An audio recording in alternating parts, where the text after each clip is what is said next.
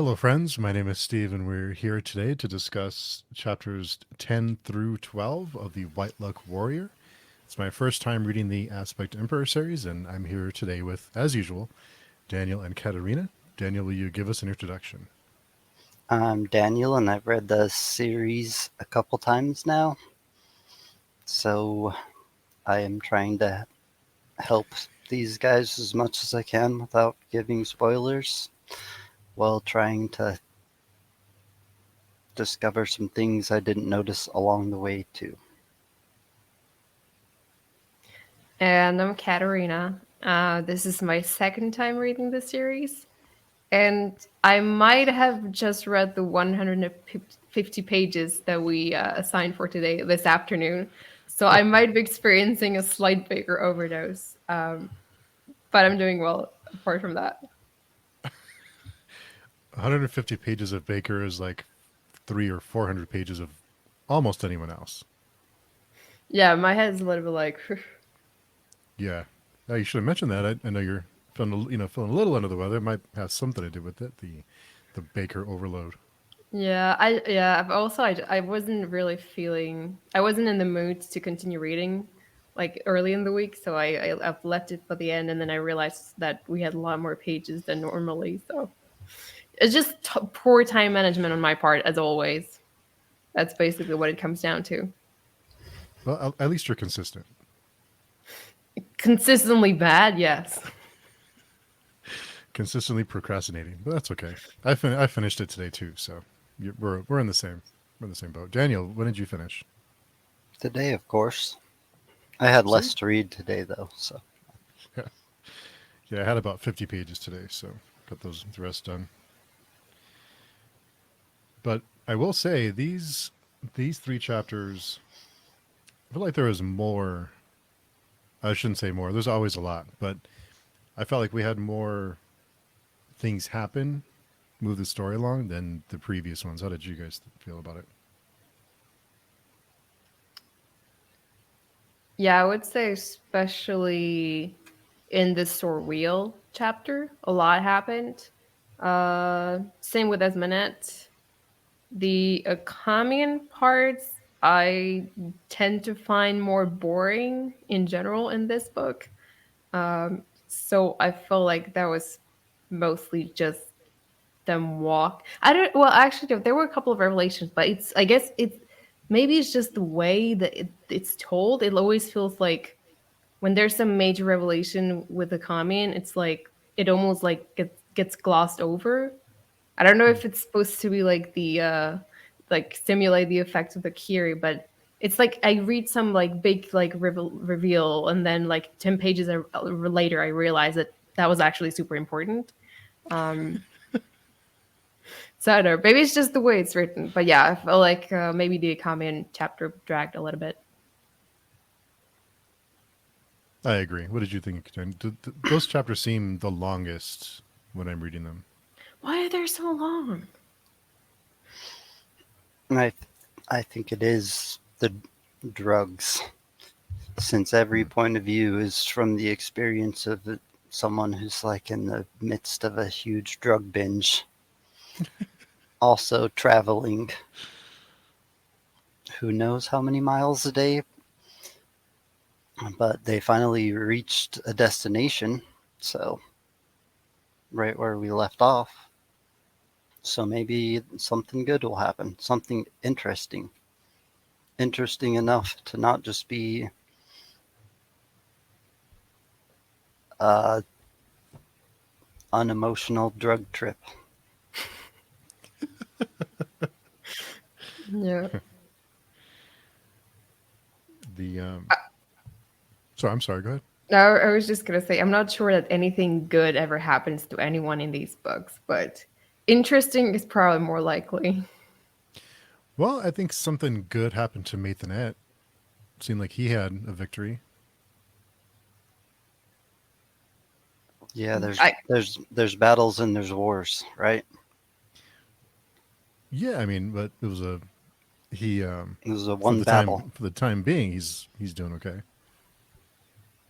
maybe he would have preferred a situation where he didn't have to commit a coup d'état. Yeah, I think he would have, but did he have a choice?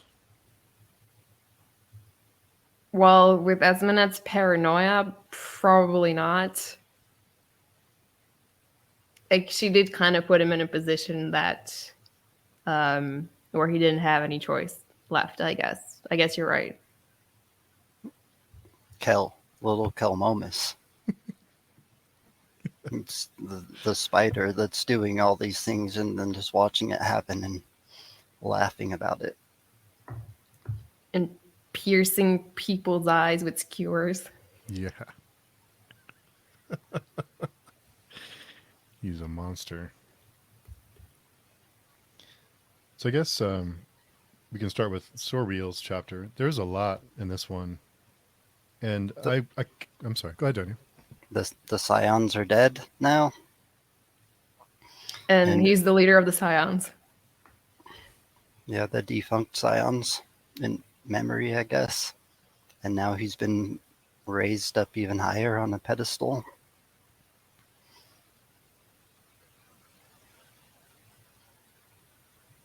And they kind of switched places with Zoronga. Like it seems that Sorweel is now the one who holds more power and is less conflicted and more confident about himself and his role within the Holy War. Whereas Zoronga is kind of falling apart piece by piece.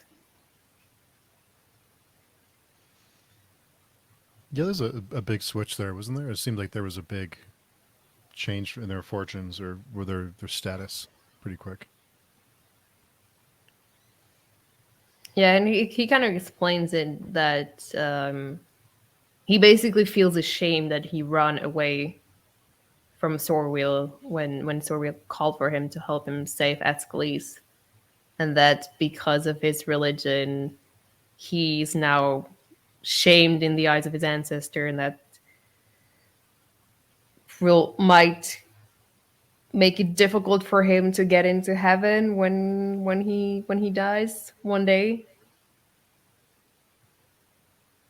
At least But that's kind of okay. how I understood their faith works. But aren't they all damned? I mean, I don't think the Zeumi believe they're all damned. If Yeah, are they is the question. yeah, everyone believes different things, and who knows what the truth is. It seems to be moldable, according to Kellis. Yeah. Callus, he's on. I kind of worry about. Well, we'll talk about Callus. I don't want to get too far ahead. Stick with Sorwheel for now. But Callus is, yeah, he's pushing the limits of power. His character is. But there's a couple of quotes. There's one on 317 that I had tabbed, but it was. But the paradox, some would say, tragedy of human existence is that we so easily raise our lives about absence. We are bred on it. Men are forever counting their losses, hoarding them. There is meaning to be found in victimization, and no small justification. To be wrong is to be owed. To walk among the debtors wherever you go.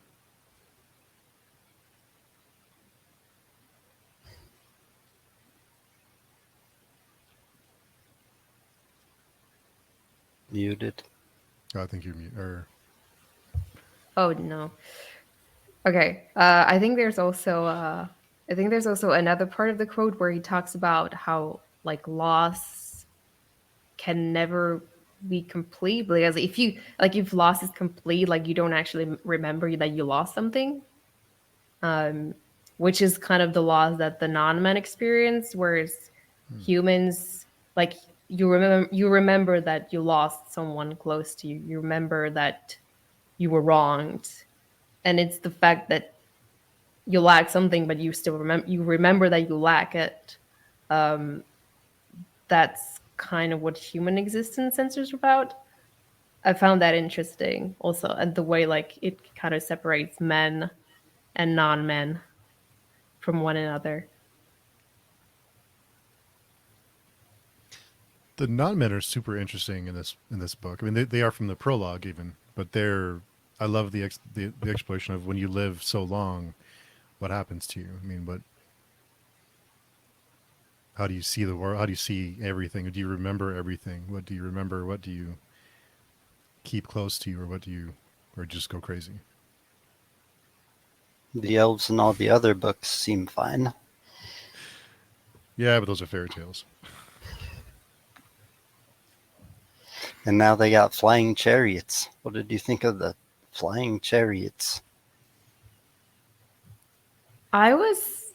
I don't see what the purpose is of having a chariot when you can just fly yourself. Like, why do you need to? Why do you need a levitating chariot as well? Like, you could just, hop on the air and fly to your destination yourself. The spectacle, I guess. One person can fly all the others. Hmm. So they're not all mages, is what you're saying. Oh, they probably are, but do they want to waste their time flying a chariot? Or just make their slave do it? So, well, is it like a non-man public transportation? How much is a chariot pass? That's what I want to know. What is the cost to ride? I'm curious. How do you train the horse to stay calm when they're flying through the air?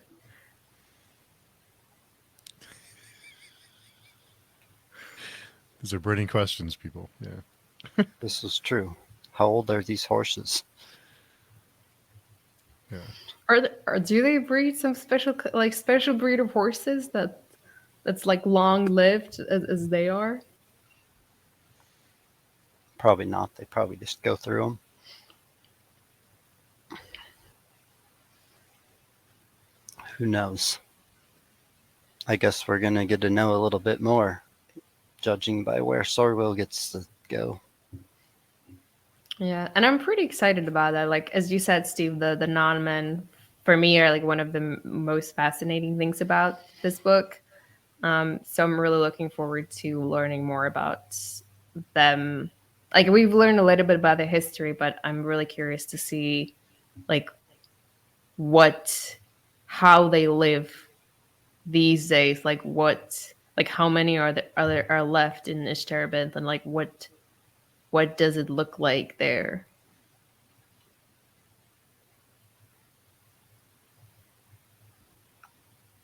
I think we may find out. Daniel's given his best poker face, but And then we know that Kellis's daughter is going and one of his sons. Which son? Which son do you guys think it is? Well, I mean I know, so maybe let's just have Steve guess. I don't know. I thought it would be. You mean go as part of the? Let me see what page we're on. Part of the Neom, as they called it. Yeah, The the ritual. hostages. Yeah. I thought that was going to be Theolopia, or I'm pretty mispronounced. I thought that was her, or did I misread that? I believe she's in Momem. Yeah, Yeah. So, She's hopefully she's hiding in a wall, but we don't know yet. maybe the name's wrong. but she Yeah. might be a little bit too far away. Surway is the grand mistress of the priestess nuns, the Swayali or whatever they are. The witches. Yeah, so we know she's going. Pretty powerful for them to learn the gnosis and to the witches to have that. I know they were trained a little bit on the gnosis, so I was surprised that they became so powerful.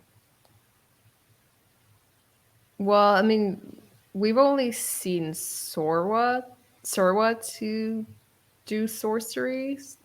Well, I mean, we've kind of seen the other from afar, but she's the only one we got to have a closer look at, and she's an Asarimber, so makes it's kind of inevitable that she's good at it, right? Yeah. Is it well? It can't be Colomus, right? He's also a Moomin, yeah. Yeah, it can't be him. So unless Sammy is hanging out somehow, and You got Caiutus, the leader of the. I forgot which army he's leading. The one that Sorwill's in. I think and is it the Middle North or that sounds right. And you kind of got his other son, Moingus, which is not his son, but his son. yeah, Those are the everyone two. pretends. Those are the two that are there now. And Serway basically said she has to go too when she talked to Sorwill. The Believer King. Sorwill's a Believer King now. And so is she, though? Stronga. Even though he's the least Believer King of all of the Believer Kings. he's not a horse king anymore. At least Well, he still is. But it's not That's an it. insult anymore. Yeah. Well, he's turned that around. But the section where he has to go and kill his slave, and that was a I thought a pretty good section of the book when he goes to beat a slave and the slave does it for him. Just another dead skinny. And they're digging through the like hill of dead that's rang, and then they uncover the corpse that's been buried in the ground, and the goddess possesses it, and she gives Sorwheel the pouch with the core. I get goosebumps in that scene. It's pretty intense. And then it's somehow related to the old Anasaurimbers. Yeah, like who do you think that person was? The one whose corpse they dug up. Like I have no idea. I don't. I mean, the only Anasarimber who I know died in field, like in a battle, is Kelmomus, right? with the C. Yes, yeah, the Kelmomus with the C. But I'm not. Like, could it be him, or is it just some other Anasarimber that I never heard of? If it was Kelomus with the C, he probably was just bones, right? And because he's been gone for quite a while, hasn't he? He's been dead. Yeah, like 2,000 years. They talked about cutting a shrink's face and putting it onto the skull. Yeah, it just started to move. That was pretty interesting. And then the pouch, either the pouch or the core that was inside, somehow Serway doesn't notice. Which is like, that's major information. I don't know. Are we sure that they can actually see through Sorwheel's face? Like, are we sure they're not just pretending? Like, it seems a bit odd that a witch could not feel a core. Or that like a goddess can't, or that goddess is able to mask a core so that a witch can sense it. Like, do gods use magic? Like, wouldn't she have to use magic to mask the cores? So, like, by definition, it would get negated as well. Like, I'm very confused about this, and I'm getting suspicious. Like, maybe all the Anasarimber are just pretending that they don't know that Sorwheel's been like possessed by Yatwer, and they're trying to is this is all just trap to somehow like trap Yatwer and overpower her, and they're using Sorrel to do it. That's my theory.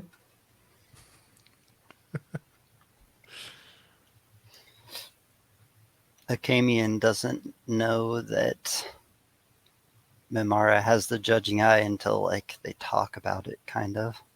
So he can't sense it, but he's not a Dunyan either.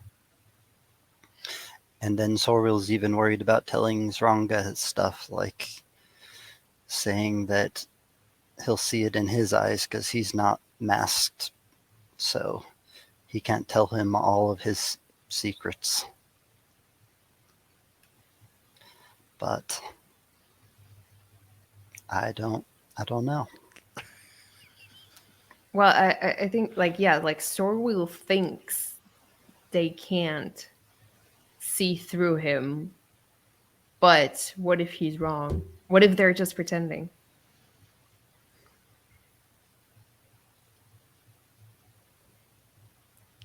Or not? I I guess have no we'll know. clue. Yeah.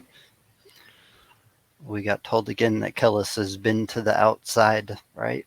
So, and he brought some crazy heads back with him. Yep.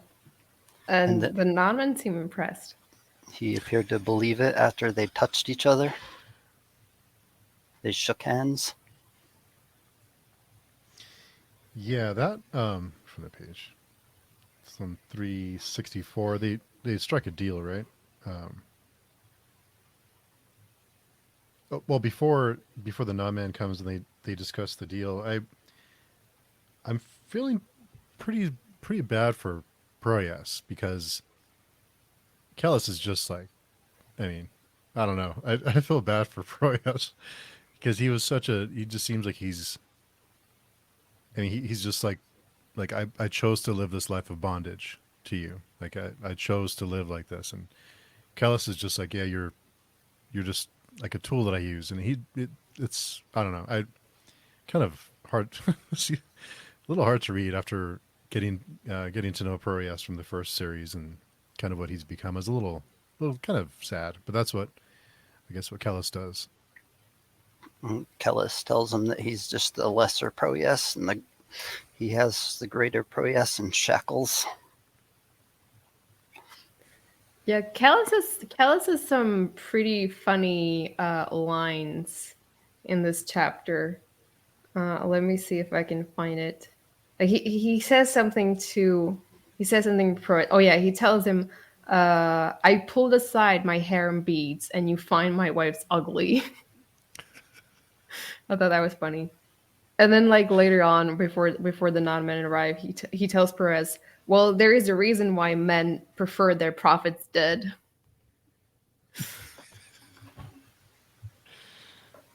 Yeah, it's But a little rough.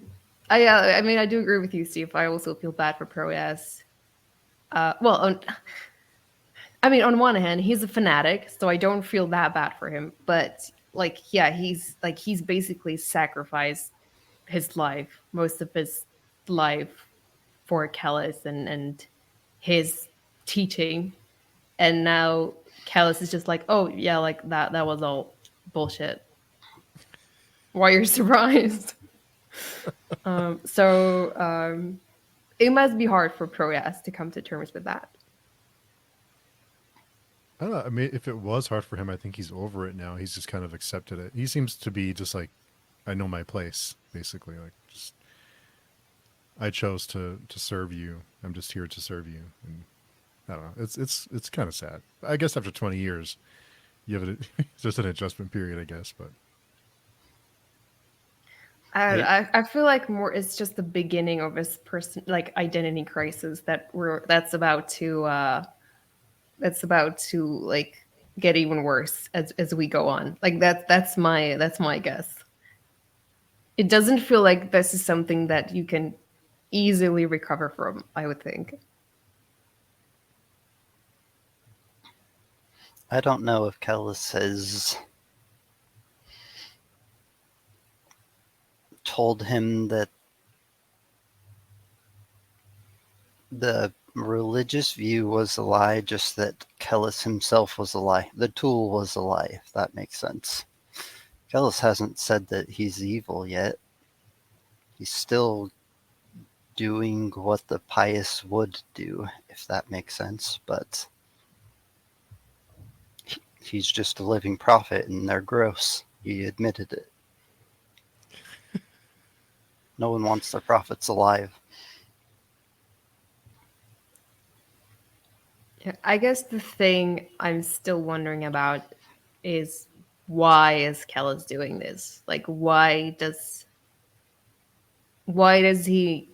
I assume there is a goal to. It's not like Kellis just got tired of pretending, feeding Proyas lies. Like there has to be some other purpose. So what is this purpose? Why is he suddenly trying to make him see through the deception that he's wrapped around him for the last 20 years?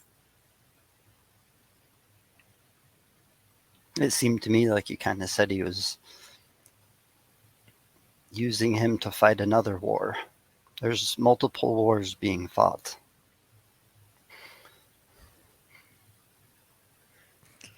But who knows I'm, what kind of war? I don't know. I'm pretty lost. What did he tell him? He told him far worse dilemmas confront us, my brothers, far more dreadful decisions, and they've already just killed all their slaves. So who knows what worse dilemmas and dreadful decisions. That was after, what, 7 schoolmen died or something to Corey from Srank somehow. Yeah, just going back to the slaves. I felt really sad when uh Zoronga when Abategwa returned, and then Zoronga was like, oh no, like this, like you shouldn't have returned. Now I have to kill you. And they had this like kind of goodbye party in their tent, and it was very sad. And I felt bad for Zoronga. That clearly Abategwa was someone who was very important to him, and kind of like a father, maybe a little bit. So like it's almost like both like Sorwila and Zoronga are orphans now. Like they're becoming more and more similar. And I think their friendship is really beautiful. Like the way that they kind of accept one another and have learned to respect one another. It's not something you see very frequently in these books. So I think it's even more because of that um I really like the two together as friends. And then it's taken away. Is it a surprise in this, in this series? How often do Like, good things happen? yeah. Well, do you think, like, since it seems that the Yatwer has kind of been purposefully trying to put Sorwheel into certain situations and to get him into like certain position, like, do you think this is also part of her plan, getting sending Sorwheel to Ishtarabinth, or is this the Aspect Emperor kind of going against her plans? I didn't think of it that way. Kellis is. I have a little bit of concern over power trip for Kellis, because how powerful can he get? And if he is everywhere, they mention later on in the book that he is everywhere all at once, then what doesn't he know?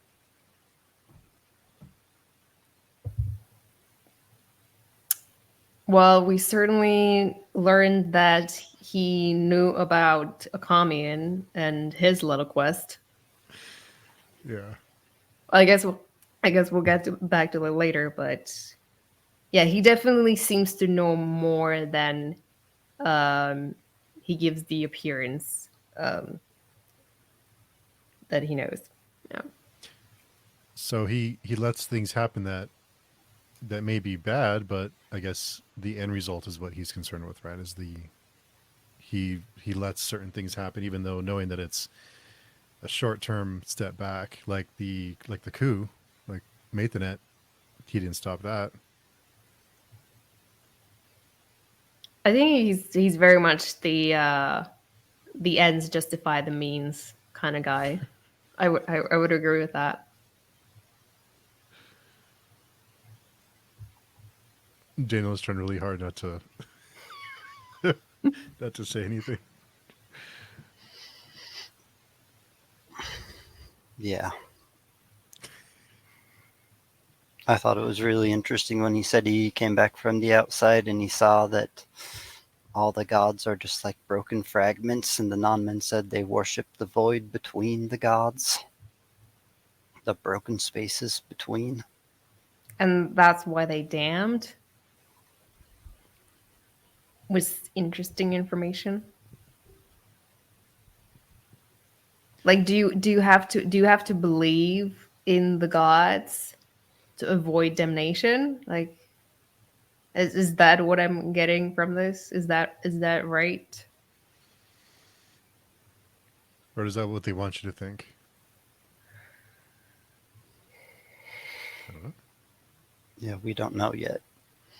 I think I've become more paranoid than Esmonand in the course of over the course of reading this book. You're having an I don't existential trust crisis. I don't trust anything that anyone says, including you, Daniel. That's good. I might try to lead you guys down dead ends once in a while. Just so you guys don't see the clear end. Yeah, well, I mean, if that's your intent, then you're succeeding. Like, I'm getting increasingly more confused about what's happening in these books and who actually is who and what their goals are and how they're planning to get there. The outside is confusing. It's all confusing. Non-men that have been around for 10,000 years just wandering around. Ghost non-men down in mountains. Other non-men riding around on chariots, which kind of means that their civilization is somewhat intact. When everyone was debating whether they were all just erratics or if they had some kind of society still. Right. Like, I think, yeah, like when I first read this book, I think I just assumed that the non-men were gone. Like, maybe there were a couple of them like wandering around, but there weren't any mentions left. I was kind of surprised when the embassy showed up at Callus's camp. I also like the fact that Proyas calls them ghouls. That was really funny. Yeah, it helps get a better picture. They're just beautiful ghouls. Yeah, well, I didn't know he says like Baker, like he says they're beautiful, but then he compares them to, was it like mutton fat or something? Mutton fat. That's not like a very aesthetically pleasing image that it conjures in my mind. I guess you get to a certain age and you just don't like stop caring if you look like mutton fat, I guess. I don't know. Just accept it. Well, it doesn't sound as a compliment. No. There was a, and I may be way off here, so correct me. I may be looking for something that's not there. But at the beginning of chapter 11,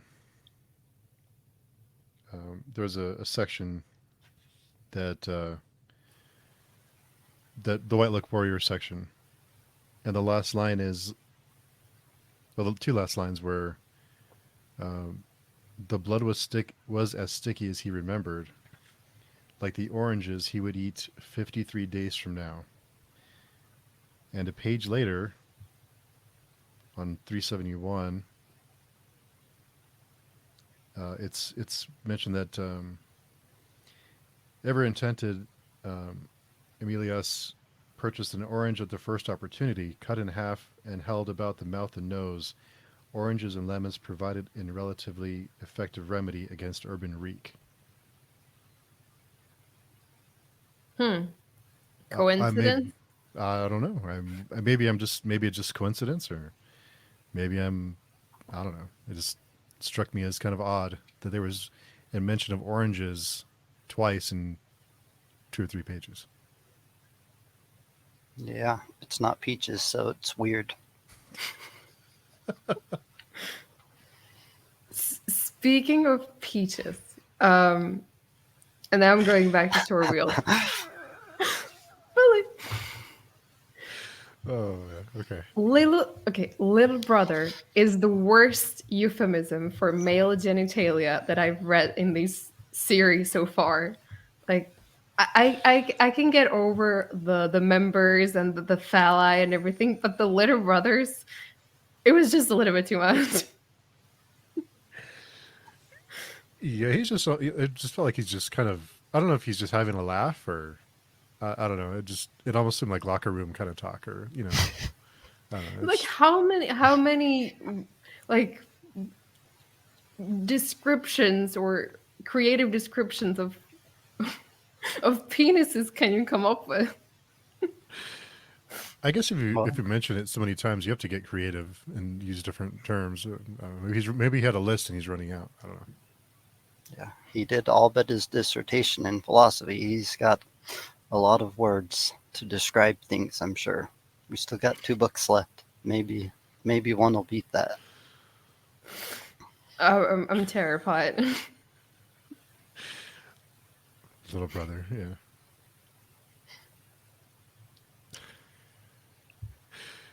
I know another booktuber who did a live stream about these books, and they had mentioned peaches, and they didn't get they didn't get too far into it, but the video was demonetized because they mentioned.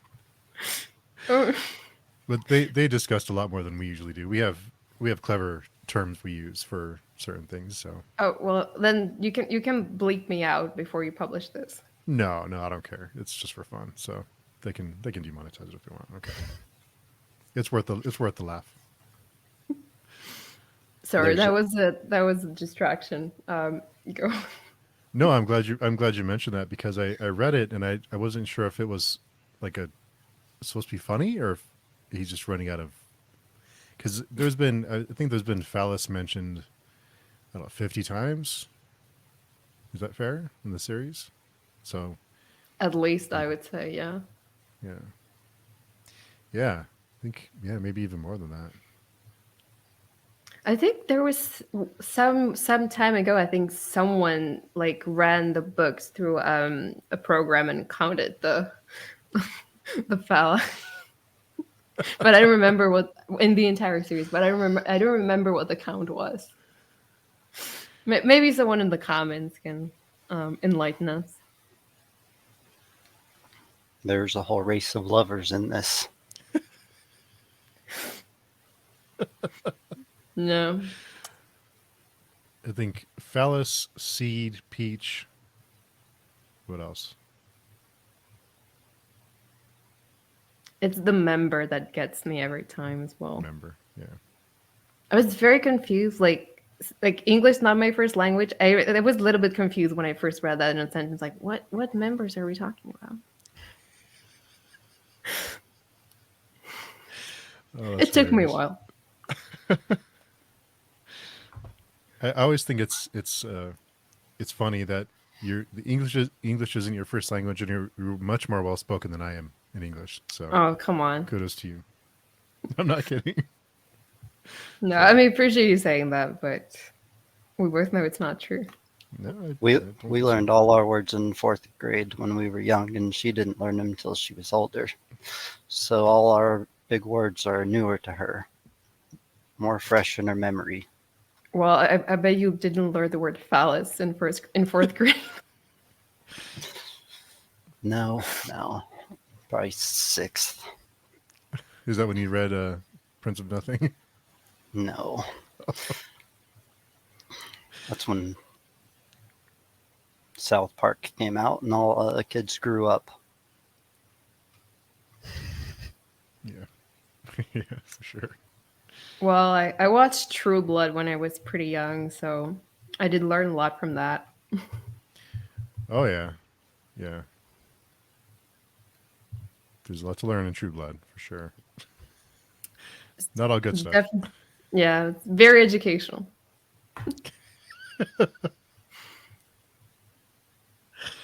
We were raised on True Blood and South Park. There we go.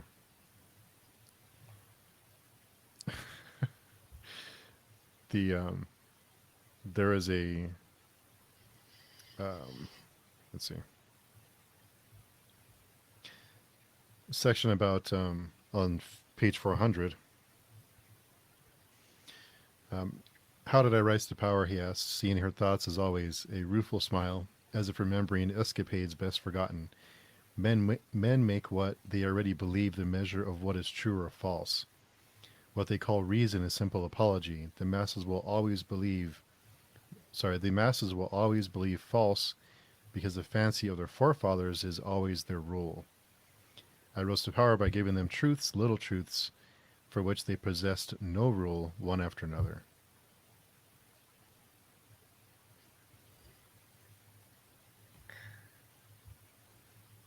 Well, we had our presidential election a few days ago. Well, it's cut. Well, we have well, anyway. Yeah, we had our presidential election a few days ago, and it kind of made me think that Kellis would have had like a really high chance of winning.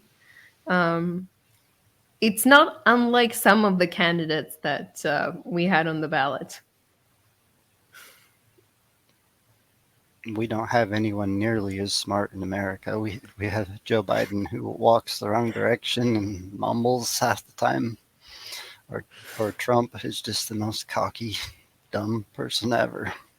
Yeah, I wasn't really thinking about like the intelligence part of it. It was more like about the manipulating people with like half truths or little truths that, when you look at them in the context, are not really truth at all, but just misleading information. Um, That is politics. That's the closest thing we have in the real world is politics. No, would Callis be successful as a politician now?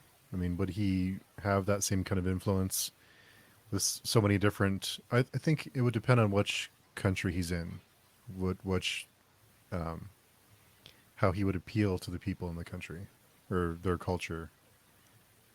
Kind of like a rallying cry. He would need something to rally everyone else around. He would find it.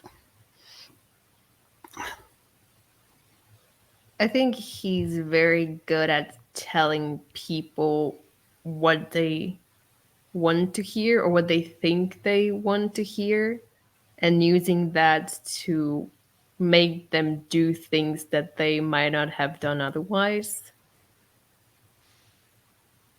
So if he was running for an office, I would probably bet on him. But I mean, I do agree with you though, Daniel. I don't think any of the politicians that I'm aware of is as intelligent as Kellis is. Or if they are, they're hiding it pretty well.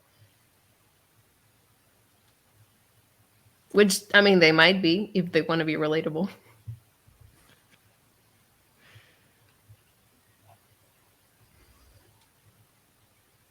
But we're all human and he's not.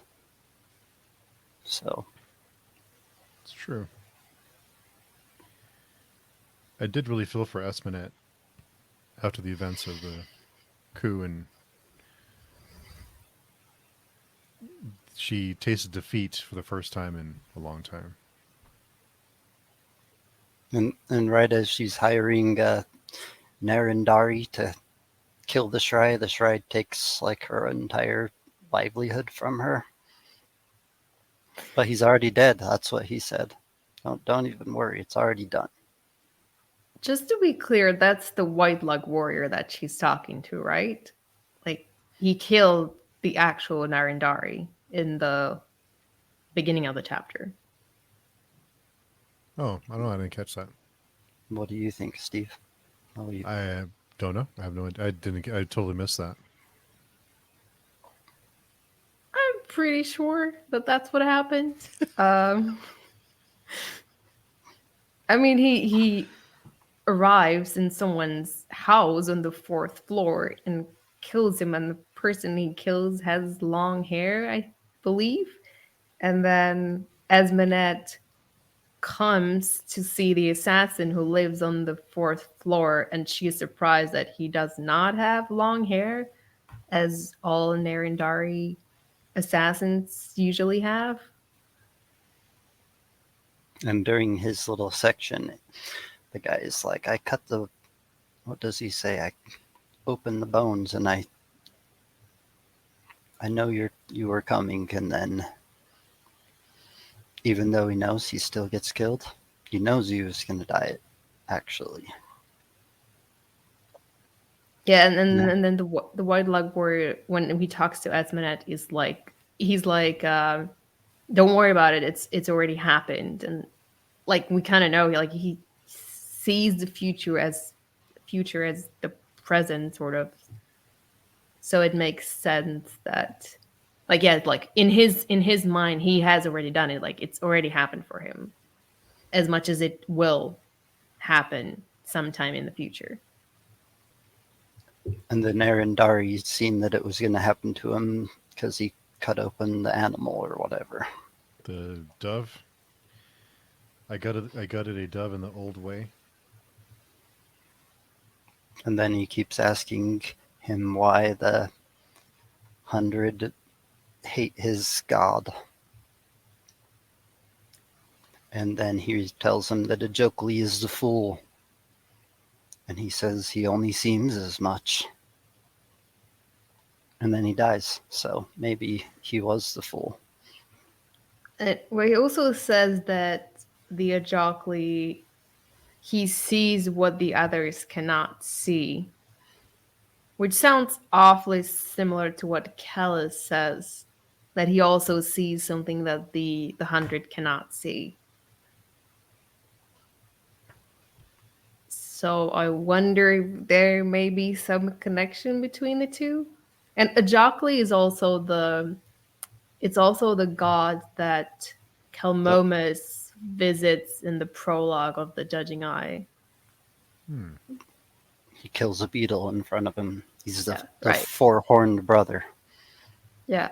Yeah, and I didn't realize, and I don't think maybe I wasn't paying attention, but I don't think it was mentioned up until this point that Ajokli is the god of, like, I don't know, he's kind of the patron of the assassins, but he's also the god of deception and thief. And I guess Kalmomus is very good at deceiving people and stealing things and killing people. I think Ajokli is like the trickster god. Well, Kalmomus certainly is a trickster himself. There's also a line in this first section that we're talking about now in chapter 11 on 368. The White Look warrior saw himself shrug. He sees himself climbing stairs that had crumbled into a narrow slope. So if he sees himself shrugging and walking. Yeah, there was a section before this where he like looks up and he just looks at himself, looking at himself. So he's forever following in the footsteps of like what he's gonna do, the future.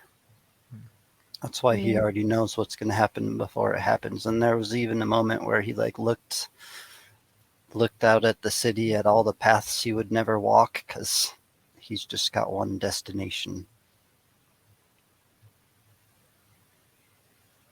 Yeah, I kind of imagine it like a film, like actual film, like you have all the frames.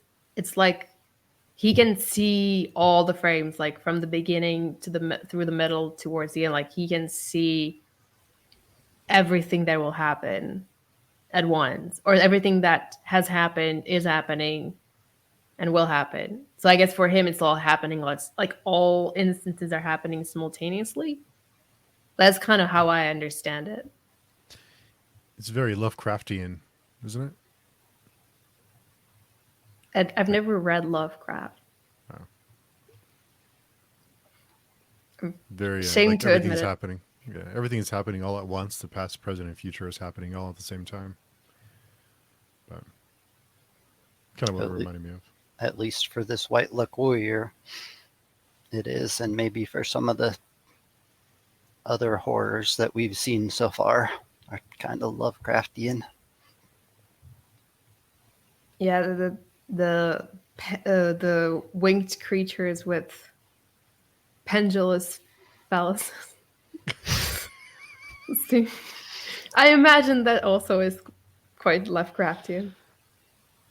I'm surprised you didn't say with Little Brothers. I was expecting you to say Little Brothers. Big Brothers. For those who are listening to the podcast, Katerina's face is like bright red right now.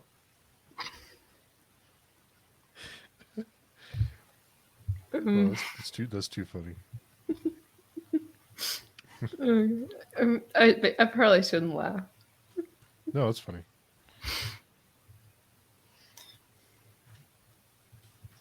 There was a part when this is going back a little bit, but when Sorwell was taking his slave to kill him, where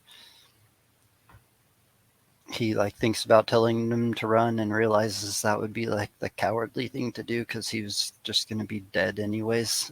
It would prolong his death and make it be from starvation. And then it says he choked on a scream that was a laugh, that was a sob, that was a father's soothing whisper. That was a pretty hardcore part for me. Yeah, that sounds like he's having an existential crisis, I guess.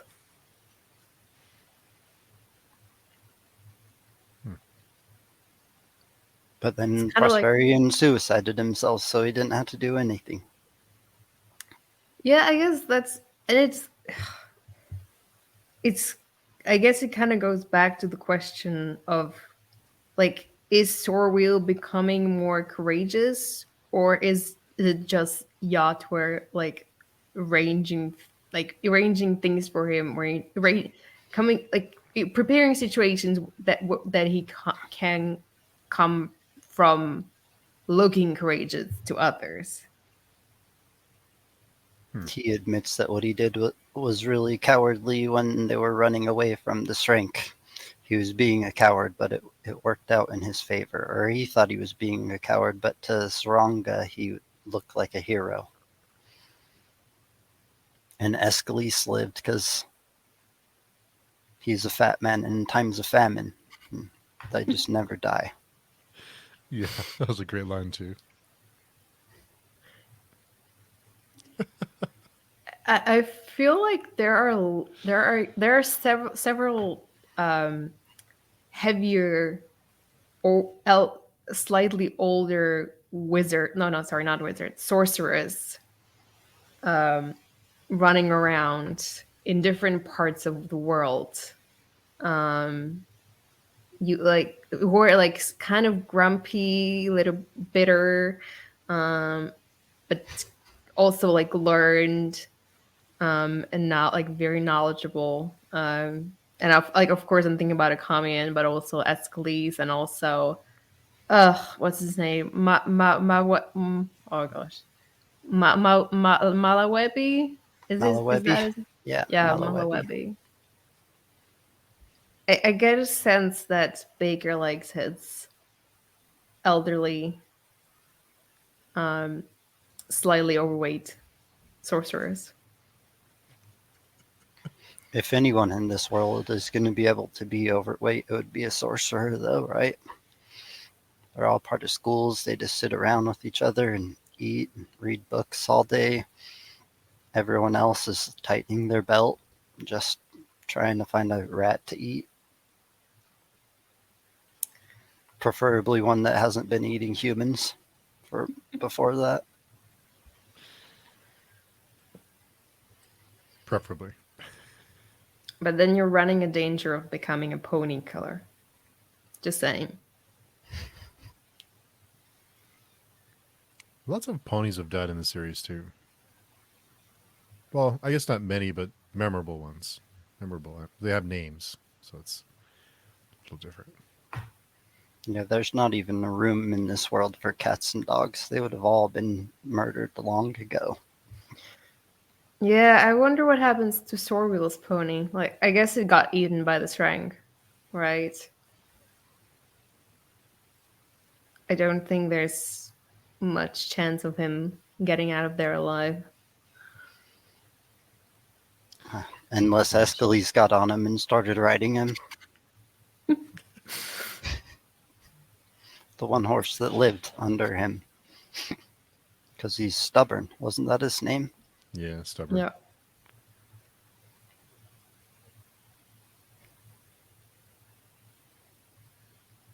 And then what did you guys think of the culling? The great ordeal, this day after day, out ahead of the line, murdering Shrink by the thousands and thousands, and then it's just still never enough. The mathematicians, they just are trying to add it up, and they can't. Maybe because they're coming from somewhere else.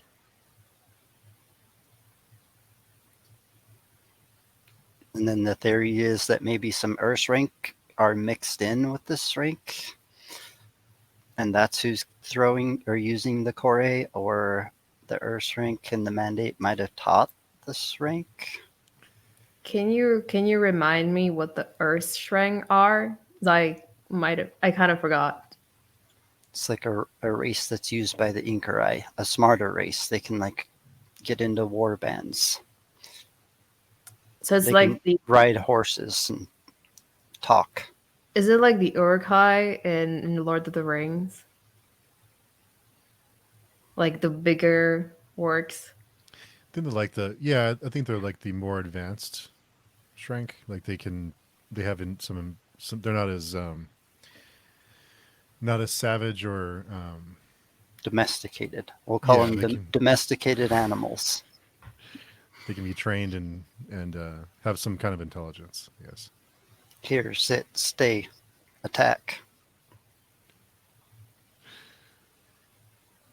But yeah, I guess it's kind of like it's like fighting a forest fire. I guess that's how I. Except like you have the sorcerers are actually making the fire, but it's like there's no chance that they can ever annihilate all of the Shrang.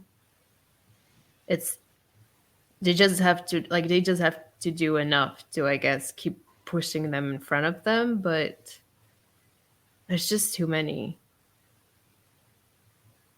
It never ends. Seems like there's like And no end to it. we already seen once what happens when they get pushed too tight. Then they explode back out. Who knows how big of a horde that was or how big of a horde is in front of them now, but I think they said it's miles deep, miles long and miles deep. They even said that they lined the mages up, and the line of mages was miles deep, killing them, and it's still just never enough. They're getting pushed back into one tribe upon another tribe upon another tribe.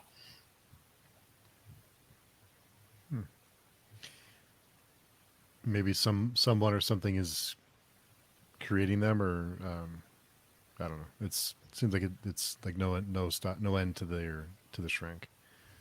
And this is after years of the scalpers and everything else chipping away at their population too, for quite a while, right? Yeah, but I guess I mean, kind of works in the sense that when a commune and the rest of the company reach the plains, they don't actually encounter any strength. It's true. Yeah, they go Dead for a ones. while, right? Just dead Just ones. piles. Yeah, just the dead ones. But this shrink were like left alone for a long time with no one to kill them, and they just took over the entire north. And who knows how fast they multiplied, but they just multiplied for 1,000 years or more. So who knows how many there are up there. This is like the first time people are getting to the far north, sort of, in a long time. Yeah, and I What's mean, their lifespan, right? I mean, they must live for a while. no idea. But Duranga and Soriel talk about like whether that is proof that Kellis is actually honest about the war that he's leading, about the war against the consult and Golgotharath. Um, and they talk about how this doesn't necessarily prove anything. I guess that like just because he's killing the Strang doesn't mean that his intentions are pure. Like maybe he still has other goals in mind that he's not shared with the rest of the Great Ordeal.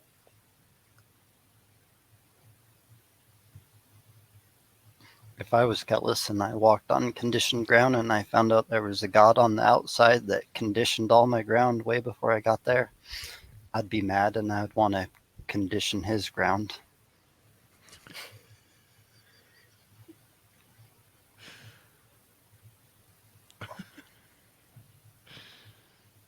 If I was a Dunyan, I guess that is. Not what there's a mention that something not human, a Dunyan.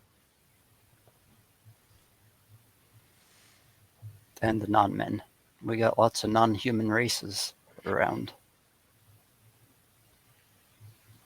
Yeah, the humans are in the minority in the north, it seems. I guess that makes Kellis's kids halflings, right?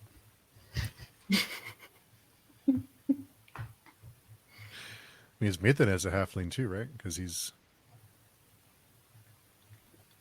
Yep. He is the mixed race, I guess. he seems to handle it a lot better than Kellis's children do, because he was trained, right? He had some guidance. Yeah, and also like remember Moenga's drowned all the disfigured ones. In was it in wine? Did he drown them in wine? Not sure. No, I don't know. I don't know. I don't know. I don't know if they talked about that specific aspect of it. I feel like they might have talked about it. Red wine or something. It's like fresh red wine or something like that. There was a specific type of wine, but Only the finest for Espinet's kids.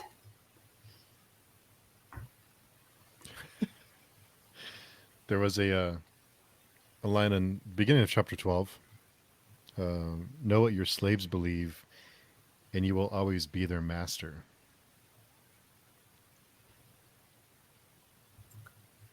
Was that chapter 12? It sounds more like something that, like a piece of advice that Esminet could use. It's a Aenone proverb.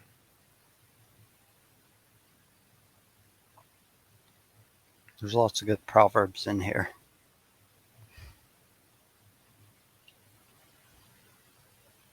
Yeah, I don't know what it's supposed to refer to. Like in chapter 12 specifically. I don't know. Yeah, that's a good point.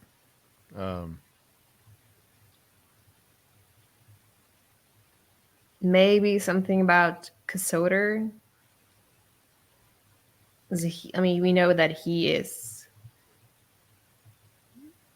a believer, um, but I don't think that anyone else in among the skin eaters is. So I don't know.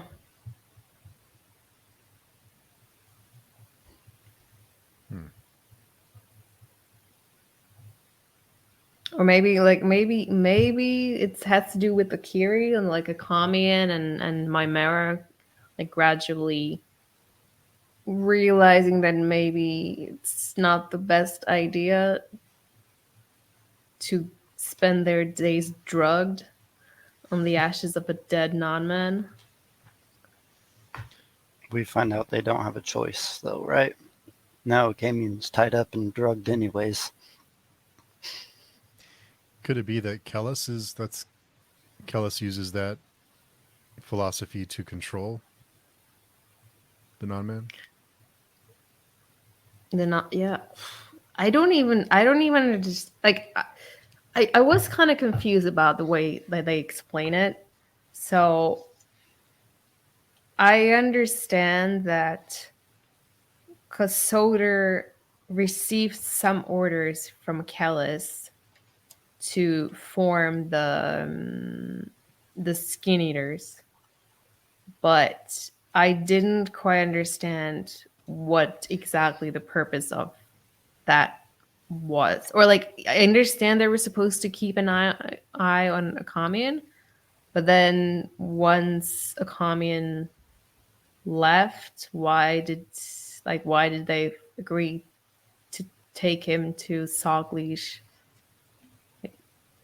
Why would they like is there a reason? Like is it just that they're supposed to follow a commune wherever he goes, or is there some other reason why they're accompanying him to Sogleash? And was it always planned that they would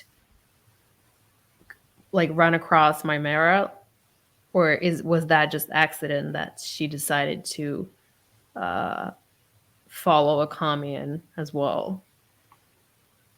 Does Kellis make? Does he? Are there many accidents with Kellis? I mean, did he want her to be pregnant to Or have the eye? I mean, well, I mean, they couldn't have they found someone else to impregnate her. That's so yeah. That's really every time I read those sections, it's like Oh, why? I think in this one it said that Mimara says she's pregnant with her mother's child at one point. That was a crazy line. yeah. I mean, I kind of get it. Like a commune. I mean, maybe not now, but at least initially, I guess he pretty much just thought of Asmonette. What, like, yeah, he just imagined it was Asmonette when he was talking to Moimara. Um, and I guess you can imagine that if Asmonette and Akamian stayed together, they might have had a child together. I don't know. So I guess I understand that comparison, but it's still a little bit. I mean, he's old. No offense, but he's he's like 70. Yeah, he's up there. But I think it mentions that she's the closest he can ever get to Esminet, so that's why she was appealing to him, which is I don't know. The whole thing is just really disturbing. Of all the things that make me uncomfortable, like that didn't make me uncomfortable in this series, that were like I kind of just glossed over, like all the terrible things that happen. This is one that just it really like it gets me every time. So, oh, why did you do that? Yeah, I mean, in his defense, I feel like their relationship has evolved into like a father-daughter relationship. But then when you think she's pregnant with him, it's like it makes it even worse.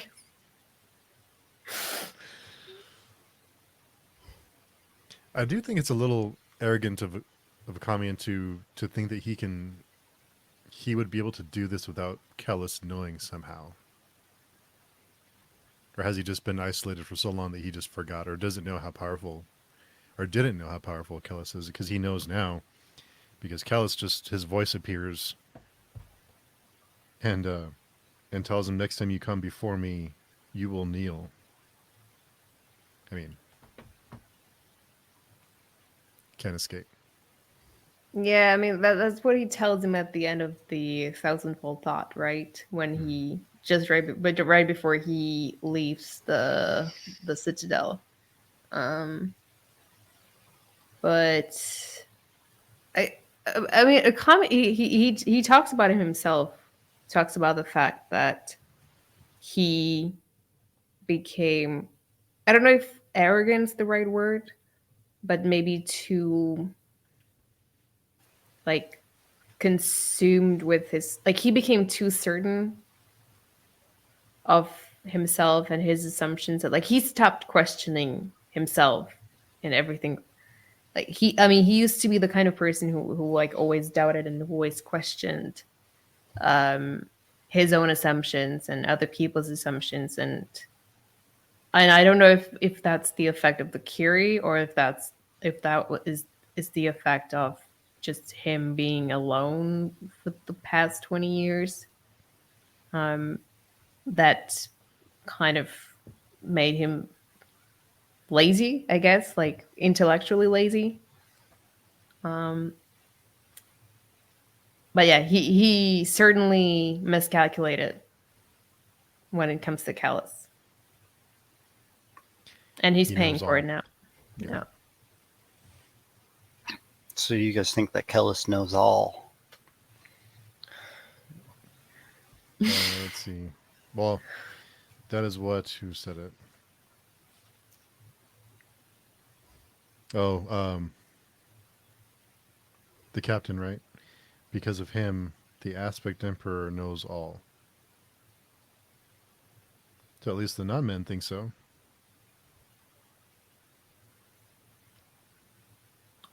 I mean, I don't know if he knows everything, but it seems I think everyone agrees at least that he knew about that like the skin eaters were sent there by Kellis, or at least Gasoder was sent there by Kellis, and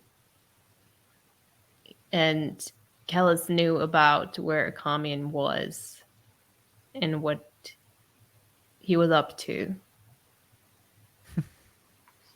What about the time when Kellis leaves the Great Ordeal and goes all the way back just to make the Yatwarian priestess wet herself and grovel at his feet, and then it like immediately pretty much leaves without talking to anyone else, and then the Yatwarian priestess ends up dead? Was that his intention, to go all the way there just to make sure that little Kelmomus kills the the priestess and causes the whole entire empire to tear apart? I Did think he we know this? I think we kind of agree that Kelmomus is an unpredictable factor in all of this. Like Mathanet wasn't able to like Mathanet didn't see through Kelmomus, and the impression I get is that Kellis. I mean, if he had spent more time at home, he probably would have seen what Kelmomus was about. But the sense I get is that he wasn't at home very often, and Kelmomus always just avoided him. So I don't. I would tend to think that Callus has not considered Kelmomus as a factor in his probability transits. And Mathanet says that SMNet makes Kellis walk in arcs instead of straight lines.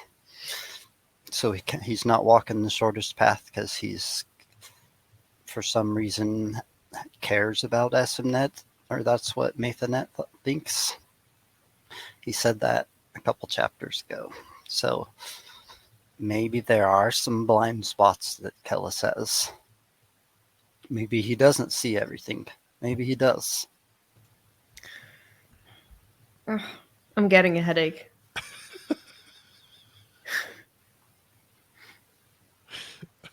I mean, we don't know. And like, if Kellis doesn't see everything, then he can't know either. Like, that's what he talked to Proyas about. Like, if you don't, that you don't know, then you don't know that you don't know. Why would you jump into fires and listen to people if you knew everything? Well, I guess jumping into fires and eavesdropping is one way of knowing everything, learning about everything. I don't know. You just need to figure out how to play back at 3 times speed so you can at least listen to a few fires a night. I mean, let me tell you, like, you get a pretty good practice of that if you train hard enough. At least with audiobooks.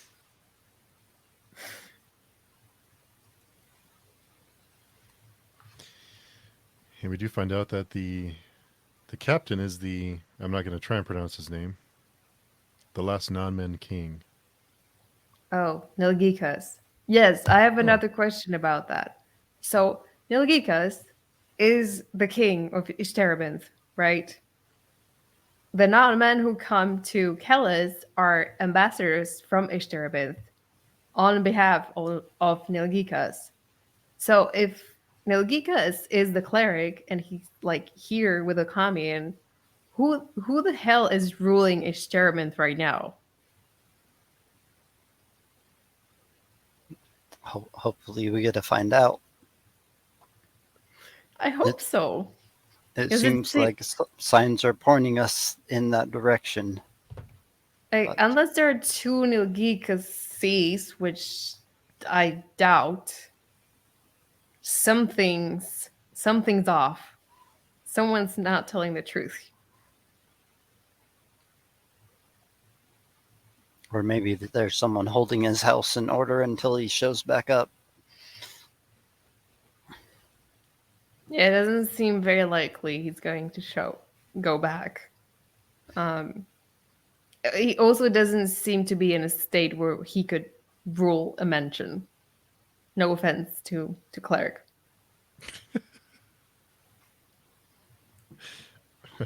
He remembered his name at least.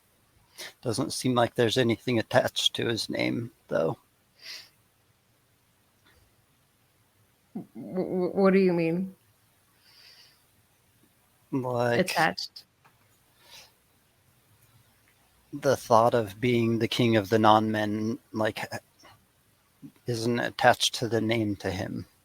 He's just wandering, trying to remember. So Nilgicus is a name, but it's not as well remembered to him as it might even be to Mamara or Akamian. That makes sense, because they study the name. They remember the history when his Right. books are only so long.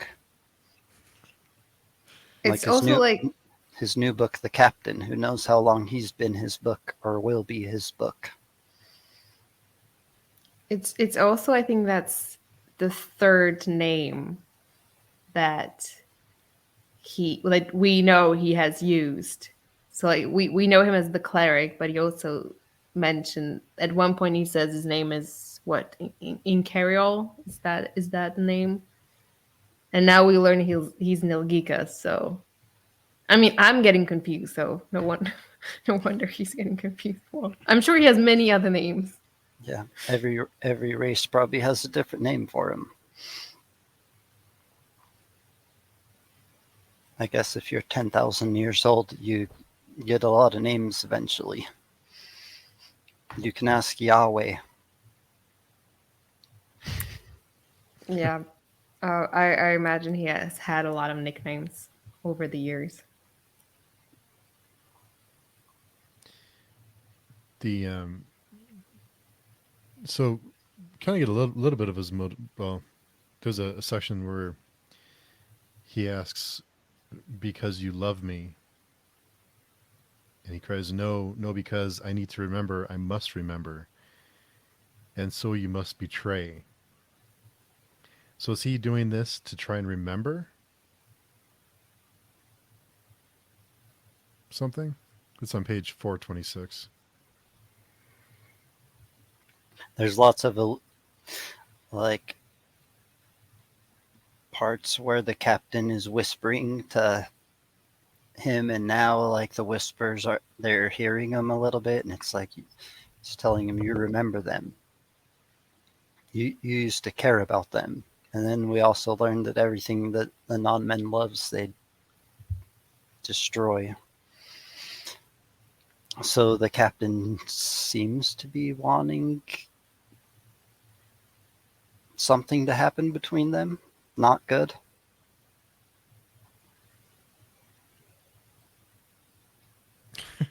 I'm mostly confused about that part. Yeah, I'm not sure when he talks about like remembering and loving. I'm not.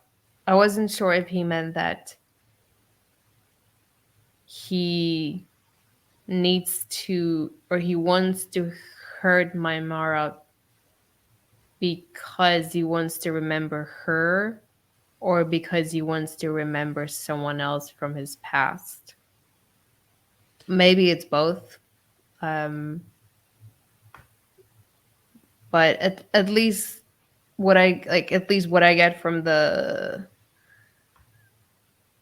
way they talk about like memory and non-men is that the things they tend to remember are like traumatic experiences or moments where they caused a lot of hurt to other people.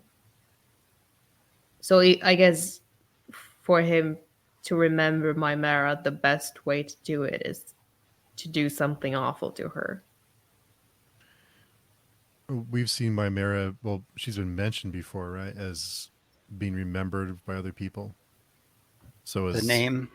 is that something that he's trying to remember where he remembers her from? I don't know. And then she decided she was going to try to seduce him. That was an And she interesting play. shaves her head and eyebrows With the razor. So she looks more like him. like a non woman. Not Mimera. And I forgot what his response was when she asked what happened to his wife. It's like But they I all think, died, or what was it? yeah, it was not good. Something not good happened. Yeah, I think she died like the other ones. Or maybe she They died ask, of. Yeah. didn't they ask what happened to the wives and daughters? Is that what they ask? And he, And I think Katerina was right. She specifically asked about his wife that he cared about, and then he said that she died like the others. So maybe from the womb plague. Yeah, I wasn't. I'm not sure. Like, I don't know if the womb plague killed the women or if it just made them infertile. I think But the, they're I'm all sorry. dead, so they didn't get to live indefinitely like the non-men did. Mm-hmm. And there was one non-men king that decided not to treat with the Inkorai, and he like lived a normal life and died. Oh, good for him, I guess. That's a tough one. They're probably, at the time, they probably thought he was an idiot, but now he's like, look at me now. No, Well, he's probably burning in hell somewhere. So Slightly less damned. Just slightly I less. don't know what the difference between a tinge of damned is and just a black stain of damned. Both seem to be like eternity in hell. So Trying to find this section because Mimera asks him, "Do you remember me?" And he says, "Yes." And he felt her face, and he put his finger in her mouth.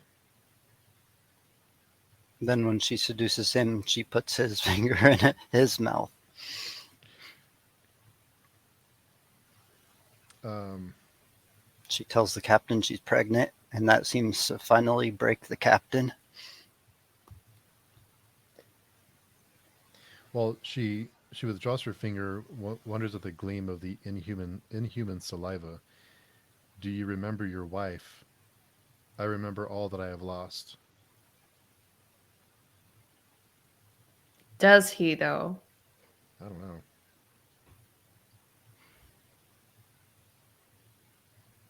Or is he trying to? Yeah, there's one moment when he's forgetting or remembering. I'm not sure which one. Um, and he's like, "What is this language I'm speaking? When did I learn this language?" Yeah, that's this most recent chapter, and the captain just reminds him that he's trying to remember. It's just all very confusing, but I guess it's because the cleric is very confused himself. And you're only getting the point of view of drug idled brains in the midst of the slog of slogs, just walking and walking and walking. But I guess they gotta eat deer, and kind of probably better than what the ordeal has. Who finally got fresh water, which was And nice. fish. Yeah. It's a nice change after the plains. And it said what? No matter how many fish they caught, there's wasn't enough. They were still starved more and more every day. Yeah, it's never enough. Well, I guess it's the Shreng are probably also getting fed now that they've reached a more fertile um, territory. Finding some worms. Yeah. I mean, and they're very nutritious, but man, It did refer to Kelmomus as the four-horned brother too, in his little part. yeah, it seems like that's going to be or has been his aspect um, all along. Yeah, there were a lot of mentions of the foreigner brother in this chapter, like suspiciously many mentions. I I just alluded to him a long time ago because this only got mentioned once or twice before this Yeah, I little don't, I section, I don't, I think. don't remember if he ever gets mentioned in the Prince of Nothing. I wasn't paying attention to it. I only remember Gilgal, but that's a different god. He does, and hopefully I'll be able to find them once we wrap up the series. Definitely going to have to take an extra day of compiling stuff. I want to see Yeah. what you guys think of the peach theory. What is the reason? I never heard. What is? Okay, no, maybe I probably don't want to know, but just the name. It's. That the It's arc is. Never mind. Never mind. Never mind. It's we'll oh, get there when we get there. That's just a word teaser. The peach theory. And they do reach the holy library. I started. I mean, how much more can Akamian take? He's taken a. I mean, he's had some rough times in his life. I suspect when he stops taking the Kiri, he'll just drop dead.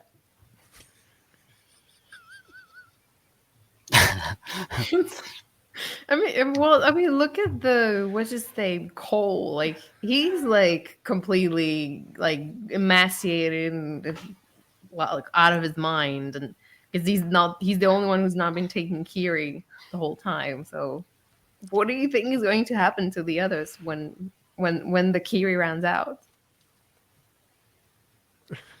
Just drop dead. We'll see how bad it is. They all walk like 30 miles a day. That's way more than I could walk. They're all more physically fit than us, even without the drugs, probably. Well, Yeah, when you have to walk, I guess true. you know, better shape. And I mean, just think of the withdrawal syndromes. Like we already know that Maimara felt strange when she didn't have the cure for a few hours. What happens when you don't take it for days on? All the killed emotions come back tripled, maybe. All the things that it takes away come back in a powerful way for a little bit. Or maybe they just curl up in a ball and die somehow of sickness. Yeah, I think the two are not mutually exclusive. I'm looking at my notes to see if there's anything that. Oh, Esmnet ends up back in a whorehouse. But what do we think about that? From and to the tippity top and all the way back down again. Full circle. Yeah, it's pretty impressive how quickly she lost everything, like within the span of a few hours. Um, Yeah. and I did find it.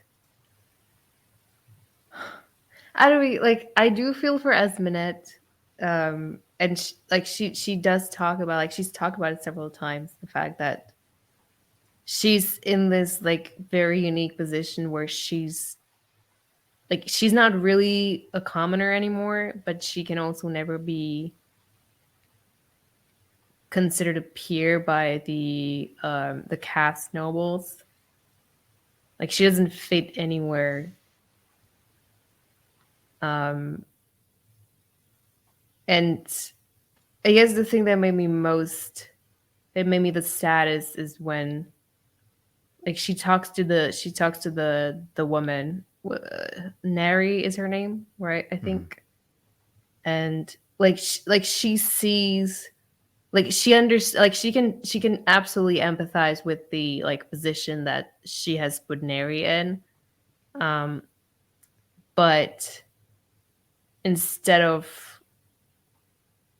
just like releasing her or like going somewhere else and like leaving her life and sort of removing the danger that she is when for her when she's staying with her, she she decides to be the empress. She decides to fight for the empire and for her children, which is understandable. But in order to do that, she basically has to. It's like she's kind of like she has to manipulate herself. Like it's right. Like she has to manipulate and like threaten threaten Nari, um, even though like easily that could have been her in a different life if her life taken a different course. Um, She has to put the knife to her old self, right?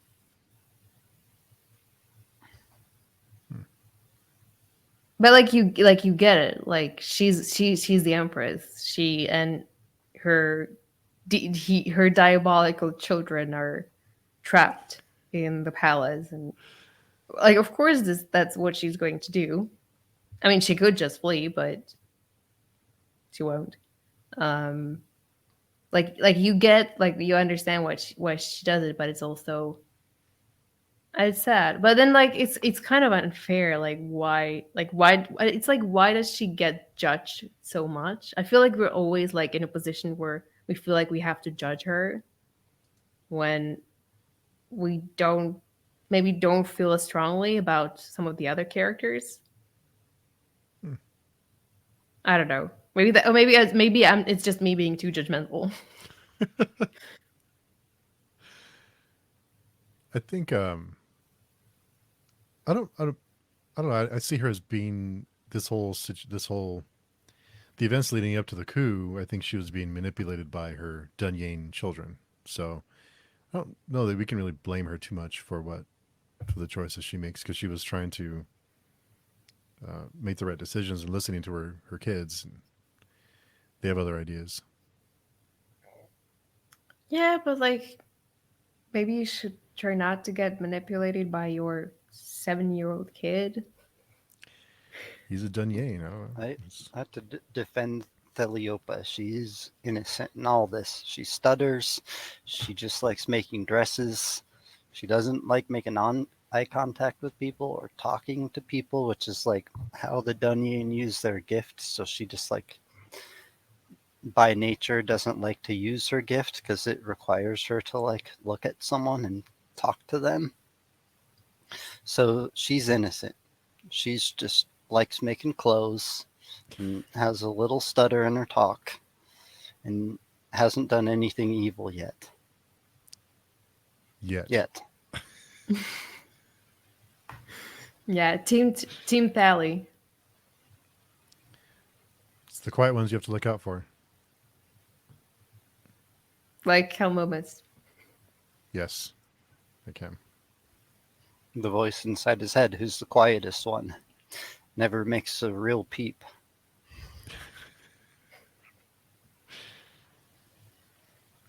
Anything else you guys have in your notes for these chapters?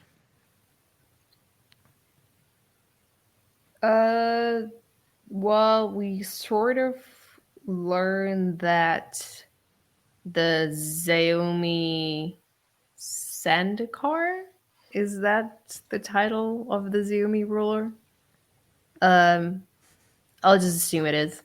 He's decided that they're going to help Vanille if he succeeds in doing something which has not been specified. Um,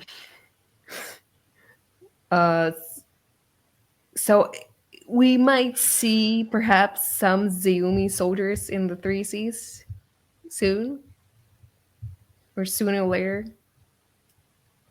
And also, Malawebi does not like the other sorcerer ambassador.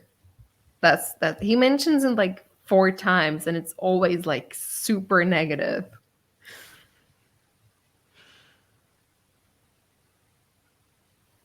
Yep. Or the priestess. They don't like each other either. Oh yeah, Sadma. Yeah, no, he's not a fan. Well, it's not like he. It's more like he's terrified of her. Like he's really scared. Like he knows very well what power the goddess yields. So I think he's being reasonably cautious when it comes to her and her priestesses. How many times have you said that reading this series? Being reasonably cautious. Not very often.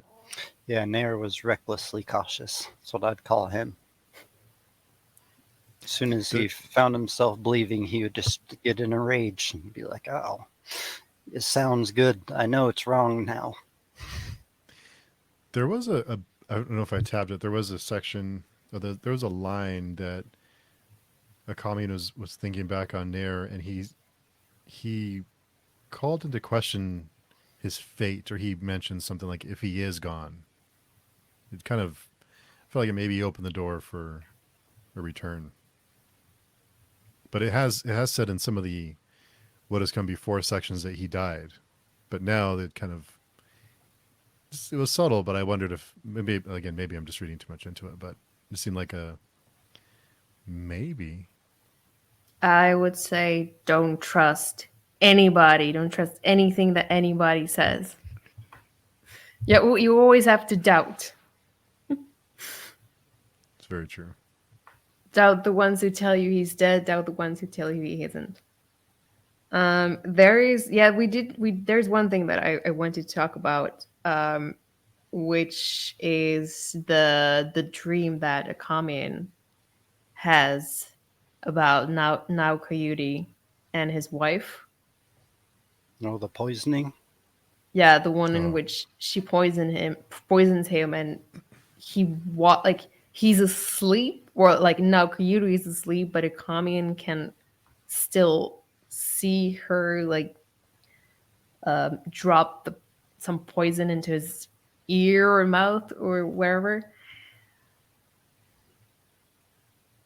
So, well, first of all, is like, is this did this like is this actually happen? Like, is this how now Coyote dies, or like does he actually die? Because it seems like she doesn't actually kill him. She's just planning to have him buried alive.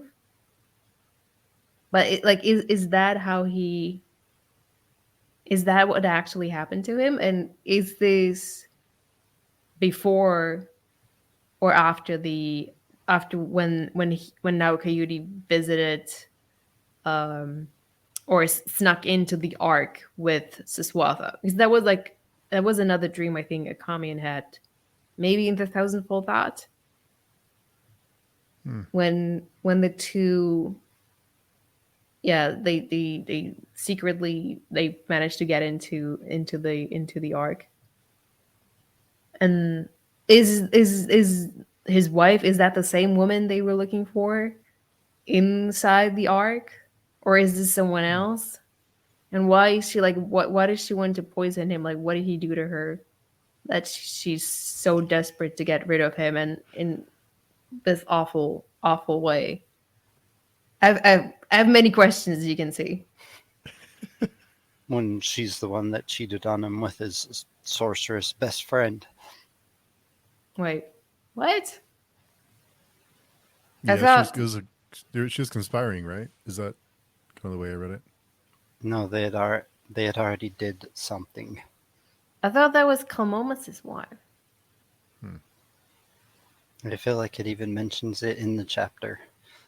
Like, as Akamian's looking through her eyes, he like realizes,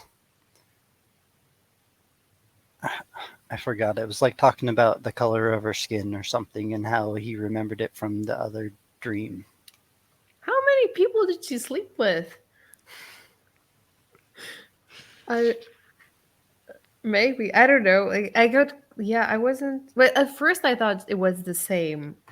Yeah, like we did. Like there was another dream where Saswatha was having sex with His best friend's someone, wife. which would be Kilmomus's wife. Well, No, I don't know. I just there's so many different. no, maybe I got it wrong. And if I did, I apologize. But I thought it was Kilmomus's wife. Yeah, I don't know. I have to reread it, I guess. I'll try to remember that for next week. I'll try to find that little passage I saw. Hmm. Then his other dream, he seems to be getting closer and closer to whatever the chain is dragging him towards. The golden room. Yeah, maybe by the end of the Unholy Consult, Oh my he'll God. have enough dreams to actually enter the room. It ends right before the door. No, please don't end on a cliffhanger. That would be like, after 7 books, that would be really unfair. Yeah, I hope not. I really hope not. That would really suck. Daniel's facial expression's not giving me a lot of hope. Me either. I'm trying I'm not to trying to look. trying to think of what the definition of a cliffhanger is. Oh no. Like if you read about the first apocalypse and the no god died, would that be like the end? If you also knew that he was going to come back 1,000 years later, or is that a cliffhanger? What is a cliffhanger? I would say an unsatisfying open ending. Well, we'll see. We'll see when we get there. Yeah, it's gonna be fun. Yeah. I don't know. Like, I mean, like, The Prince of Nothing has a pretty open ending, but I wouldn't call it well, I guess in some way it could be called a cliffhanger, but it's not an unsatisfying ending for me, at least. Um, so if we get at least something similar to that ending, I will probably be satisfied. Hmm. I would maybe prefer a little bit more of a closure, but it would be good enough, I guess. The, it's a crazy ending. I'll just say that. That's what everyone seems to say is it's a shocking The ending that cra- will, yeah. one of the craziest endings that could ever be. You guys could take where we're at now and imagine endings for a long time, and it might be close to the craziest ending you guys could come up with. I try not to get my expectations to like I try not to look forward to it too much because I don't want to get disappointed, you know. I don't know. I've been trying to temper my expectations, but everyone says that it's this amazing ending. So Yeah, I'm probably fingers going to hate crossed. it. I can already see it. I don't like the well, you know, everyone likes the Warrior Prophet. It's one of my least favorite books in the series. Yeah, Um, People like Proyas, Salban. I'm not a fan. Saban, poor Saban. Proyas is growing on you. Saban hasn't even been around. We haven't even heard about him at all, really. I think he had a mention. Someone mentions him, but it was Yeah, real quick. he did get mentioned by name, but This is 2 weeks in a row now you've talked about sympathy for Proyas. A couple more weeks and you're just going to be Team Proyas, it sounds like. well, that may be too strong of a word, but I don't dislike Proyas. He gets at my nerves sometimes, but I mean he's a well, no, I mean he did kill a lot of people. I was gonna say he's a good dude, but mm, He did it in the same way Esmnet does it. Like, he doesn't ever kill anybody, he's weak. He's charged with the dispensation of life and death, like Charles Manson. He just says it. Charles Manson. He just says it and it happens. oh That's well, a fun comparison. does that does that make him any less guilty or responsible? I don't know. I don't know what the outside thinks. Well, we would need Mara to find out. Maybe she knows. Maybe she's seen him with the judging eye.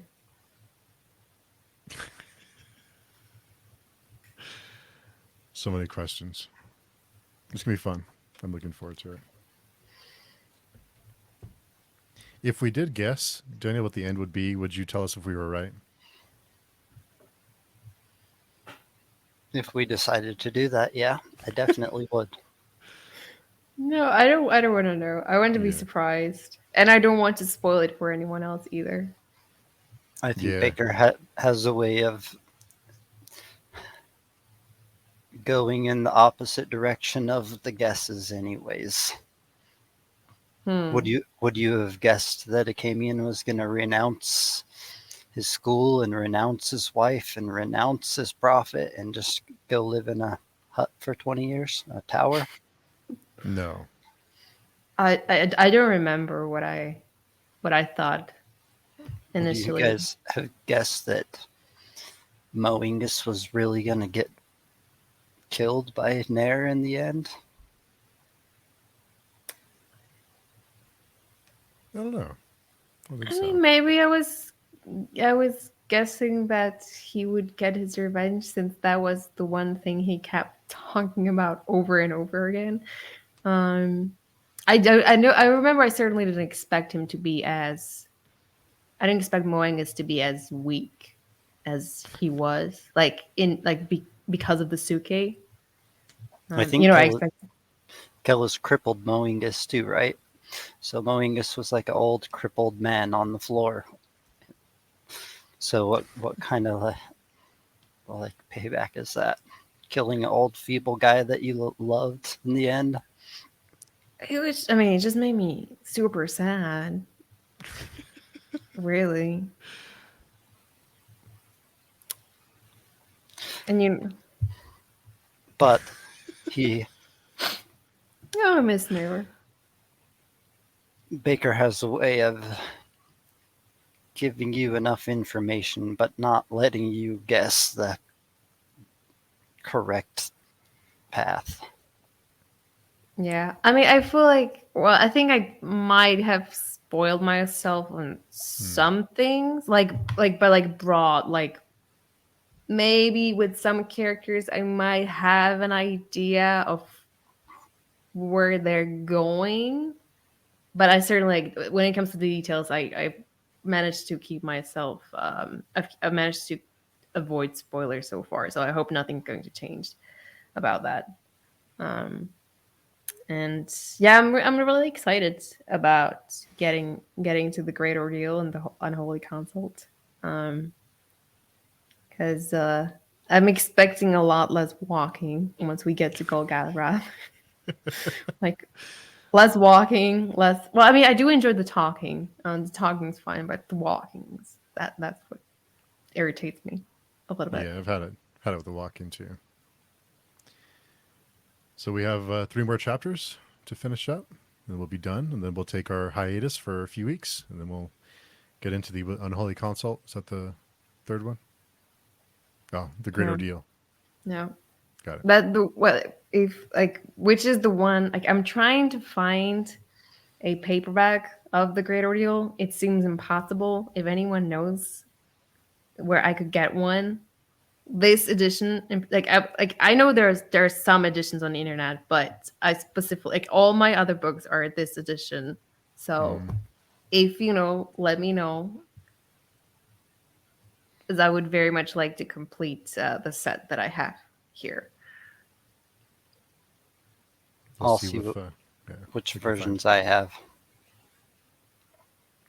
Yeah, I'm still hoping they'll do a reprint because I think they did a reprint of the Warrior Prophet, because I think Hmm. that for like a really long time the second book wasn't available either. Hmm. So maybe that'll happen, but until then, I guess I'll just have to work with the ebook. Yeah, we'll get. I'll try and find something. I'll find a place. I'm on it. Okay. I mean, it's no big deal. But if anyone has any tips on how to get hold of one of the overlooked press editions of the Great Ordeal, I would be very grateful. Cool. So 3 more chapters to go. Looking forward to it. Daniel, where can people not get in touch with you? The page chewing forum, or the comments section of this video, or on YouTube, the comment section of the YouTube video for those listening on podcast, I guess. Yeah. And Katerina, where can people get in touch with you and tell you how wrong you are about Saban? Same as Daniel. I try to read the comments on the forum and also on YouTube. And you'll also find me on Instagram at the errand if you want to get in touch with me. Nice. So 3 more to go before our break, and then getting closer and closer, and getting more and more excited to finish this off and see this amazing ending. So we'll find out. Hopefully, it's a good one. Yeah, we're almost there. Almost there. So thanks, everyone. We'll see you all next week.